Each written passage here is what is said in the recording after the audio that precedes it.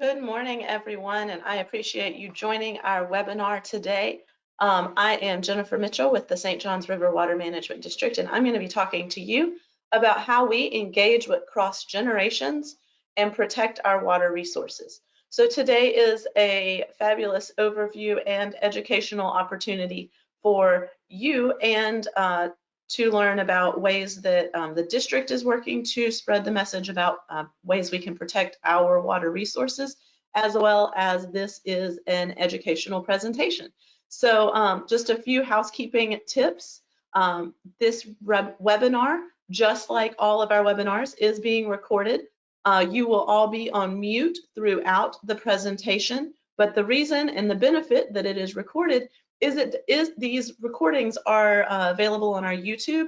And so if you have participated in previous webinars and want to go back and review the information, or if there are aspects of what we do at the Water Management District that you'd like to find out more about, our webinars have been a great opportunity for individuals to learn about the work that we're doing at the Water Management District, as well as ways that they can further get involved.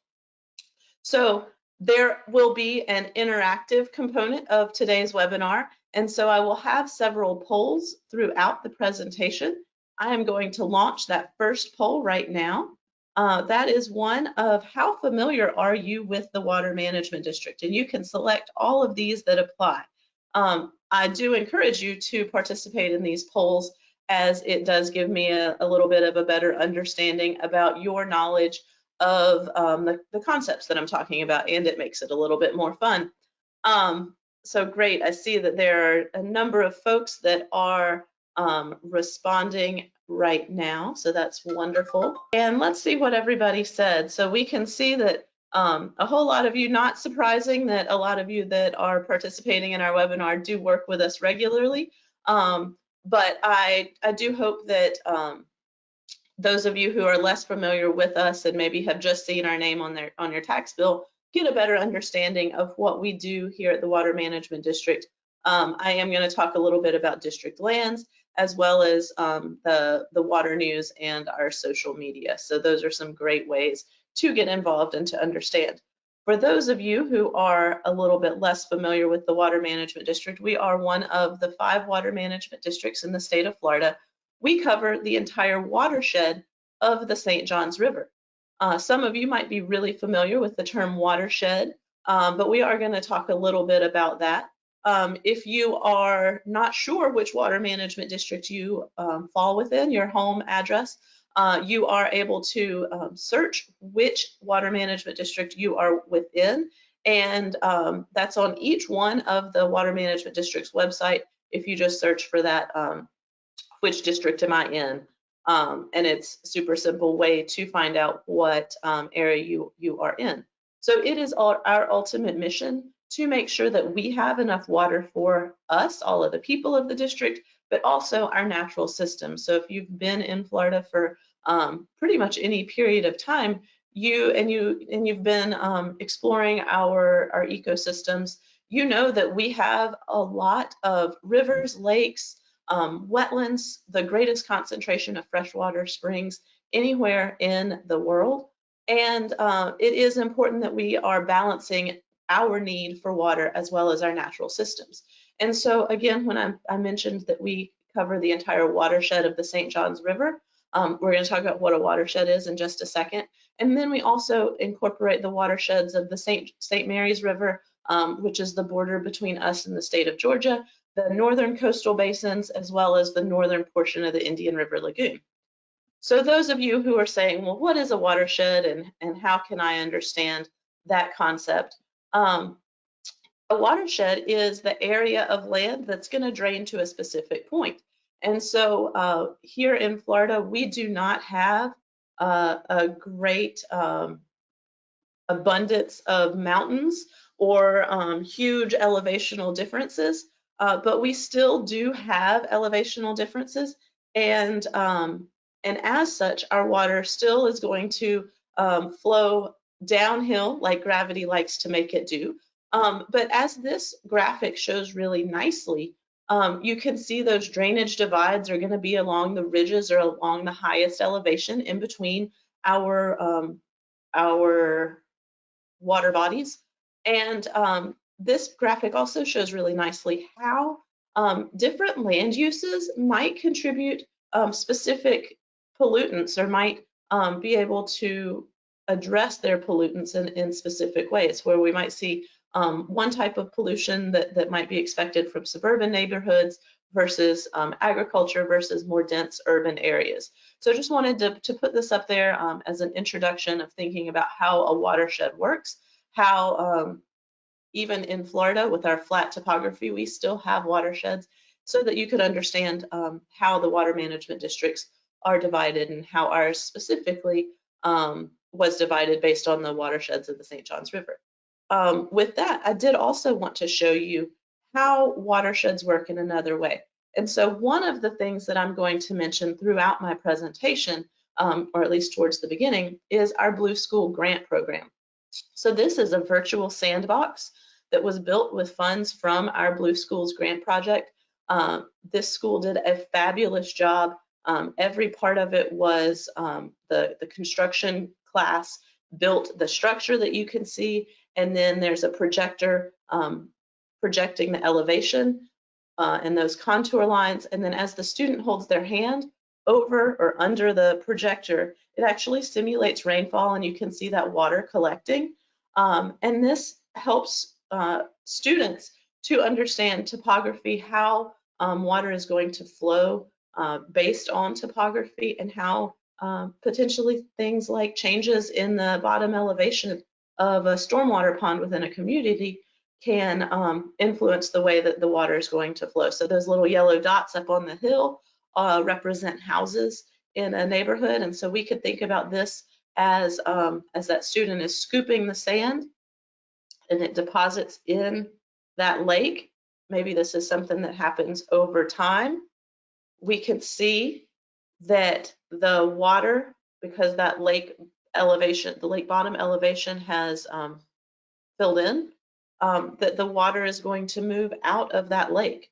So it's a really good opportunity for students to visualize how topography, how water is moving in our landscapes. The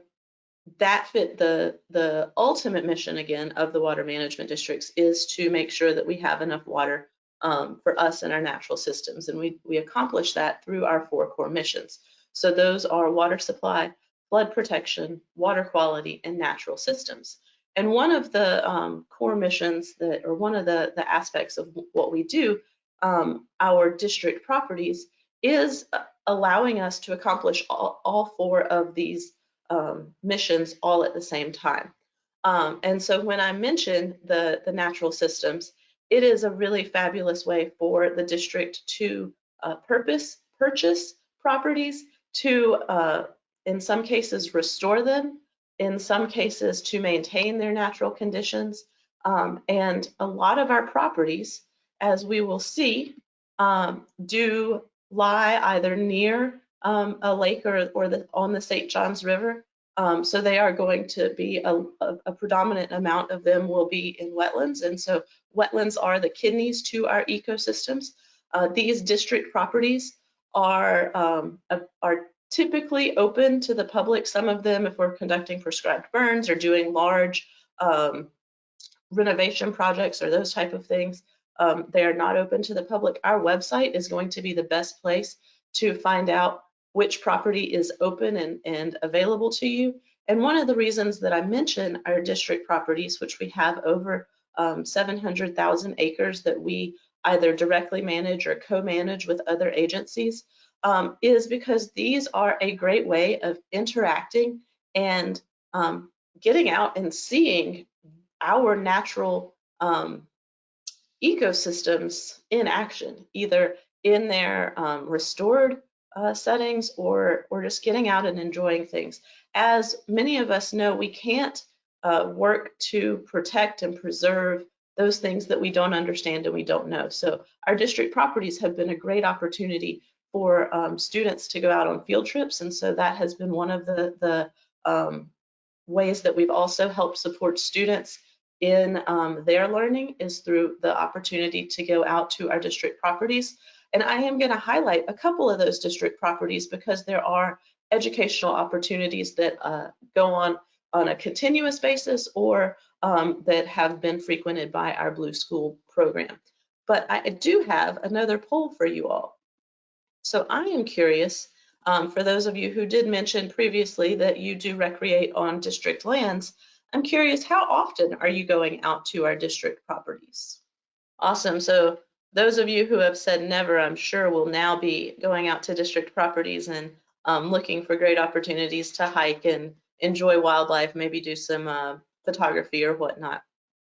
And then the next question that I have is, which is your favorite district property? I pulled just kind of some of the most frequently mentioned, but if your favorite district property, those of you who do enjoy recreating on our properties, have one that's in here, please let me know. And if you have a different one, then please type that in that question box, and that question pane is in your control panel, and you are able to type questions right into that. And if you have questions or want to let me know your favorite property, we can see that as well. Awesome. So it looks like Lake Apopka North Shore, always a favorite, is one of the favorites.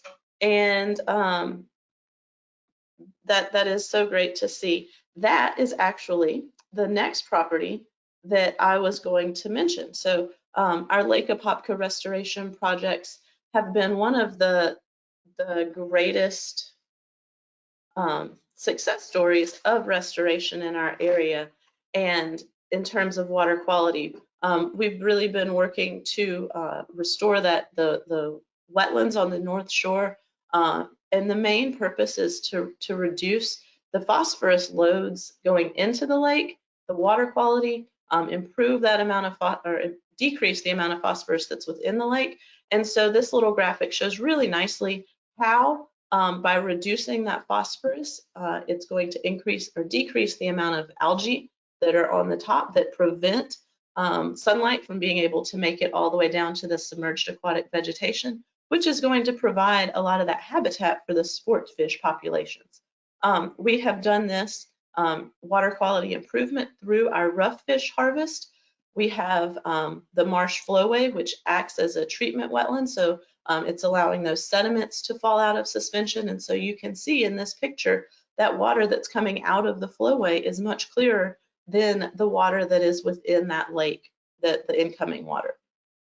And then because the water quality has improved within the lake, we've also been able to work through providing submerged aquatic vegetation planting in those areas which are going to be really important and provide the right habitat for submerged aquatic vegetation. The North Shore Wildlife Drive is another great opportunity to get out and see some of natural Florida, to see what Florida looks like in our wetlands, to see some of the animals that it is important to protect.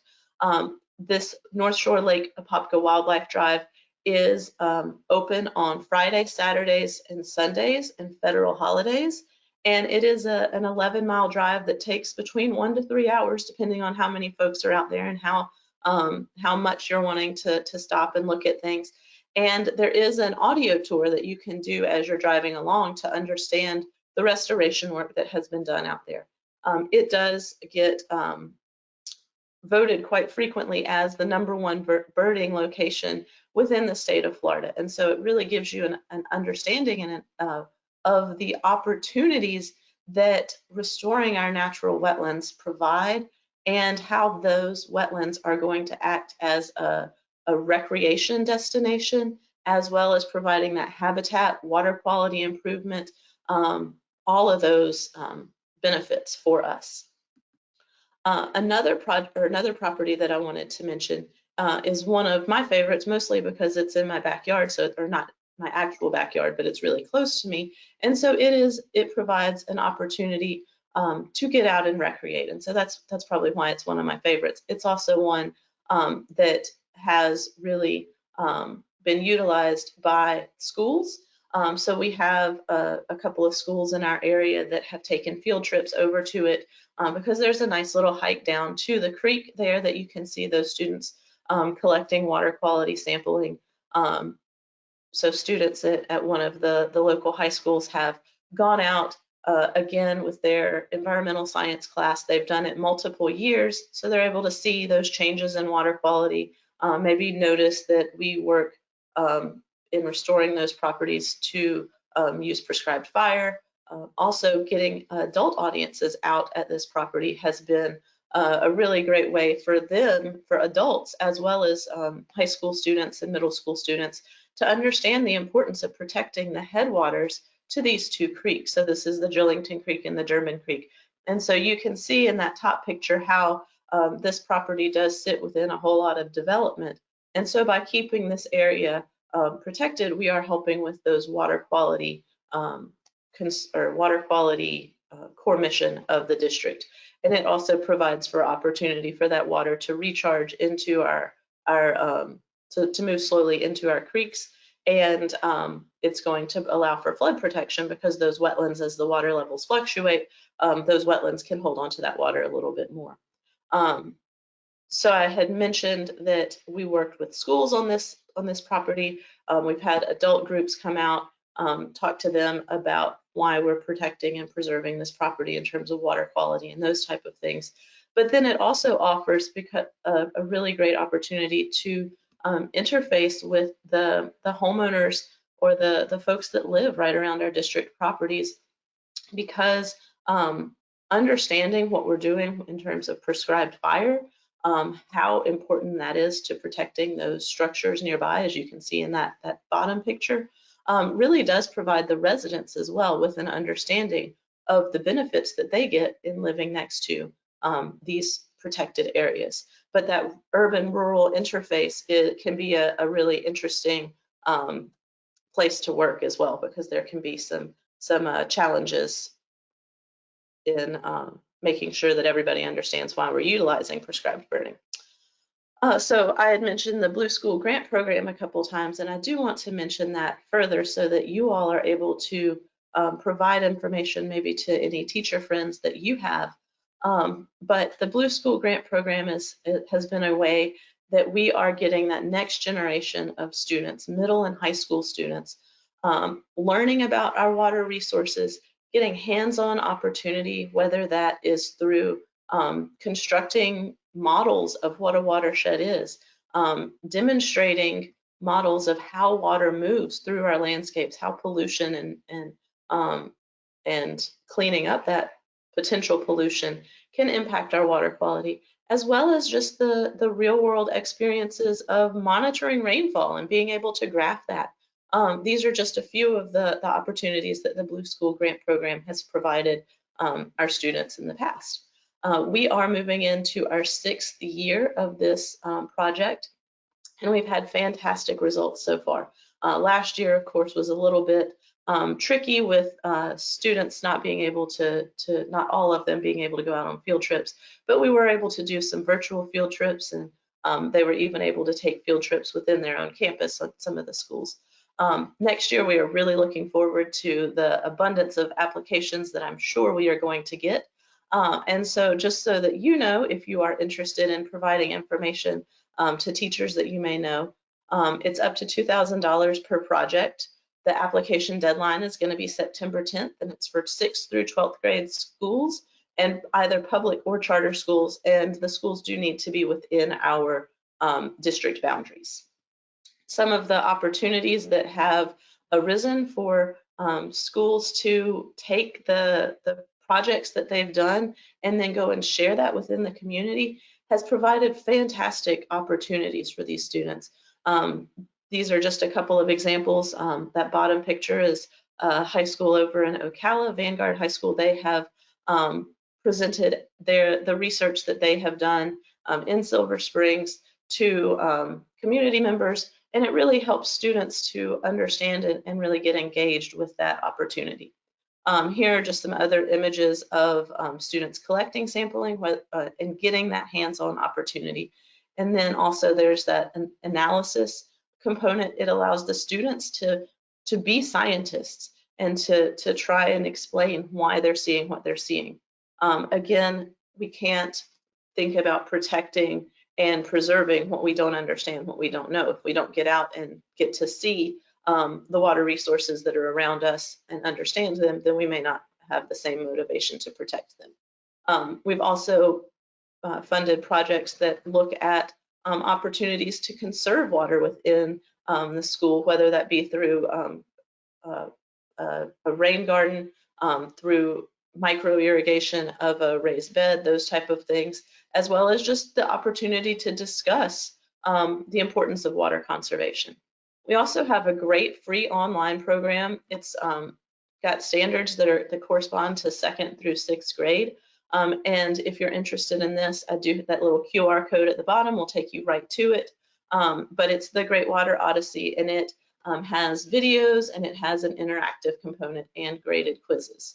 If we do remember, of course, that our water comes from the Floridan aquifer, through teaching this to people of all ages, it really helps to remind us how if we're able to decrease our water use, allow more of that fresh water to stay in our aquifer, there's a less likelihood of that saltwater intrusion into our utility wells.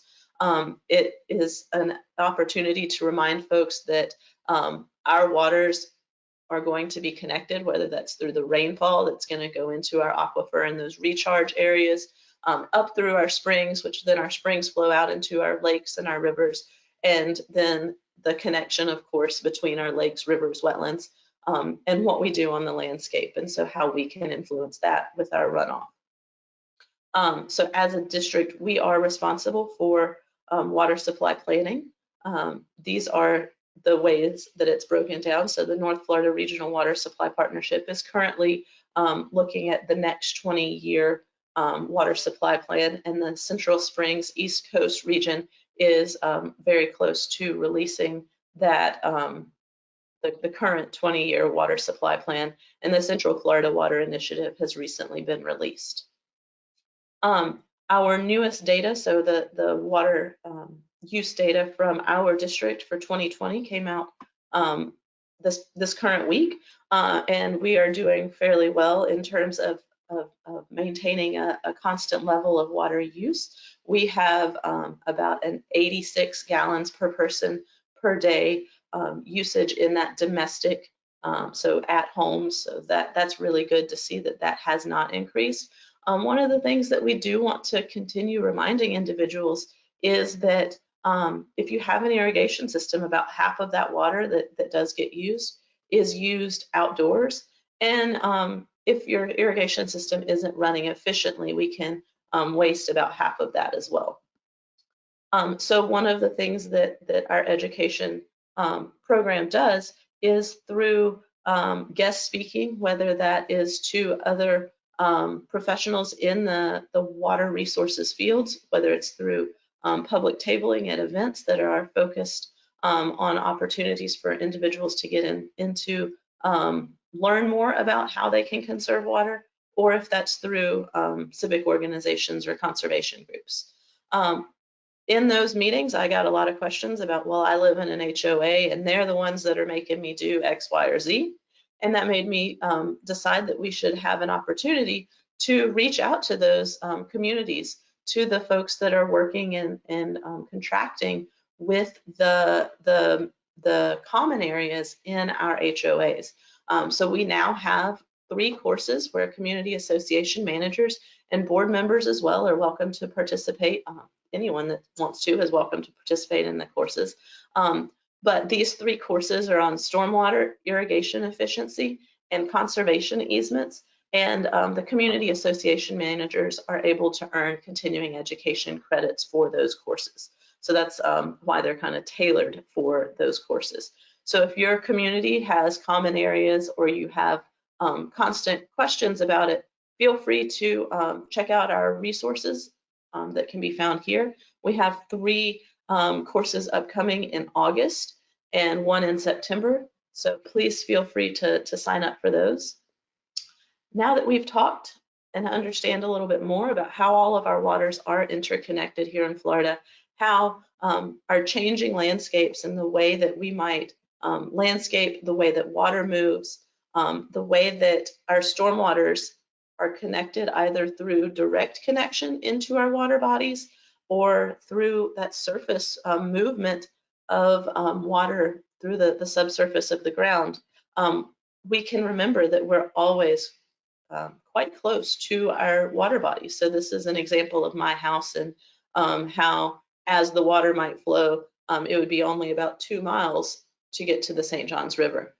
So we can see here that things that we may do in our lawns, things like fertilizer, making sure that we're scooping up pet waste, those kind of things, that our grass clippings are being blown back up onto the street. And these are all things also that are really important if you live in an HOA, to make sure the contracted companies that are doing all of this maintenance for you are doing themselves, so that you're being a good example for the community.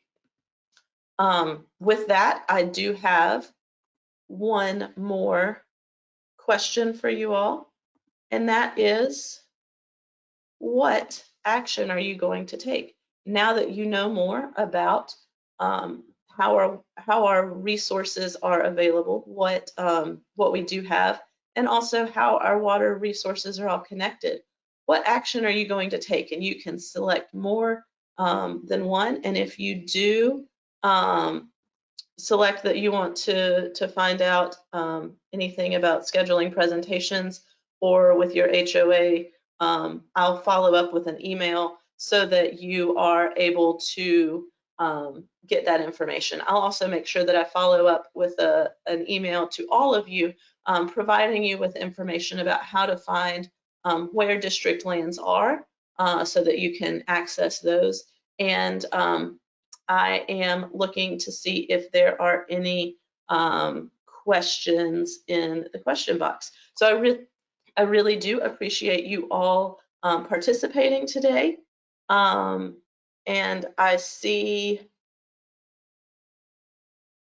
that there are a few questions. So let me see what those questions are, because I am unable to both read questions and talk at the same time. So let me see what all there is. So it says, the first question that I've come across is there currently a push to allow replacement of high maintenance grass and plants with native grasses and plants in HOA communities?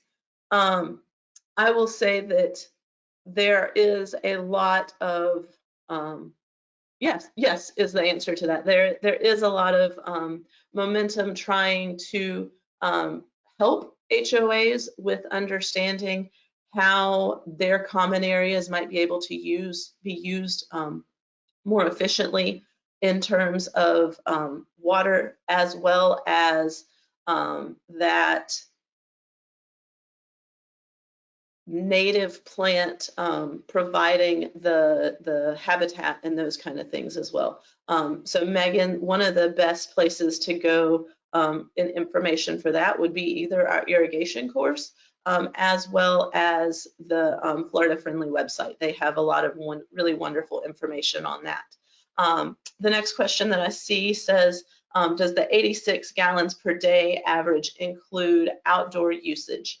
That 86 gallons per day is based on the municipal water supply, so how much the utilities are using divided by their population, and so that is that. So if reclaimed water is how folks in those areas are utilizing water for outdoor irrigation, it is not included in that. That is just going to be our fresh water supplied for use. So hopefully that makes sense. I see that there's also a question about, can folks camp and fish on water management district properties? And that question, the answer is yes. And if you are interested in camping, you are able to do, it is free. You just have to reserve the property or the camp spot. And I will say that our water management district properties are very primitive. most of them do not have toilets that flush. They do have restrooms, but they aren't going to have really nice facilities like you would expect at a state park, because these are properties that we are using as a way to protect the natural systems. And then, no, you do not need to be a local resident to access those properties. Let's see, there's also a question about grants for creating swales in conservation lands to slow water and sink them in. And I am not aware of any grants or programs that are working on creating swales in conservation lands to change the way that water is flowing. So I really appreciate your participation today. I do see there is another question that has just come in of, does the St. John support using BMATs, and do I have any test areas? So BMATs are floating vegetation islands that allow that vegetation to take up water, or to take up the nutrients out of typically stormwater ponds. I know that Stetson is doing a lot of work with those, and just like most opportunities to address water quality, it all is going to depend on how it's maintained, if it is how well it functions. And so I would say for those of you who might be interested in those, contact the folks at Stetson, and I'm happy to provide you with that contact of what they're seeing in terms of the BMATs that they have within their school system. So thank you all so much. I hope that you will share this information with any of you that are interested, and with friends and neighbors. And remember, our webinars are recorded and available on our YouTube, so you can go back and watch time and time again. Thank you so very much, and have a great rest of your day.